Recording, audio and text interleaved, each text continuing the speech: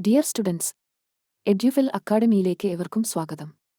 ഇന്നത്തെ class Indian writing in English എന്ന പേപ്പറിലെ non fiction എന്ന രണ്ടാമത്തെ ബ്ലോക്കിലെ ദി പോയറ്റ്സ് ഓഫ് ഡോൺ 1 എന്ന ഉപന്യാസമാണ്.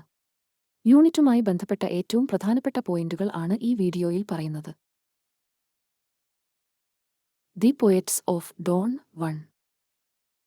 അരബിന്ദോ ഘോഷ് തന്റെ ദി ഫ്യൂച്ചർ പോയട്രി എന്ന പുസ്തകത്തിൽ എഴുതിയ ഉപന്യാസം ആണ് ദി പോയറ്റ്സ് ഓഫ് ഡോൺ 1. ഇതിൽ റൊമാന്റിക് കവികളെക്കുറിച്ചും അവരുടെ ആശയങ്ങളെക്കുറിച്ചുമാണ് സംസാരിക്കുന്നത്. റൊമാന്റിക് കവിതയ്ക്ക് ആഴത്തിലുള്ള ആത്മീയ ലക്ഷ്യമുണ്ടെന്ന് ലേഖനം വിശദീകരിക്കുന്നു.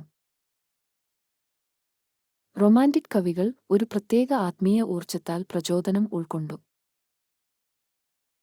ഷേക്സ്പിയർ, സ്പെൻസർ തുടങ്ങിയ കവികൾക്കപ്പുറം ഉയർന്ന ആശയങ്ങൾ അവർ ലക്ഷ്യമാക്കി. കവിതകളിൽ അർത്ഥവും ശൈലിയും സന്തുലിതമാക്കാൻ അവർ പാടുപെട്ടു.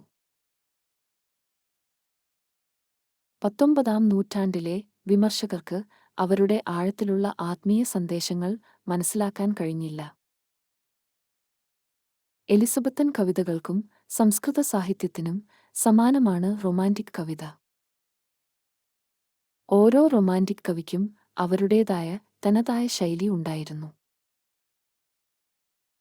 അവരുടെ പുതിയ ആശയങ്ങൾക്ക് തയ്യാറാകാത്ത ഒരു കാലഘട്ടത്തിലാണ് അവർ പ്രവർത്തിച്ചത്. റൊമാന്റിക് കവികൾ ഭാവിയിൽ ആഴത്തിലുള്ളതും കൂടുതൽ ആത്മീയവുമായ കവിതകൾ ആരംഭിക്കാൻ സഹായിച്ചു.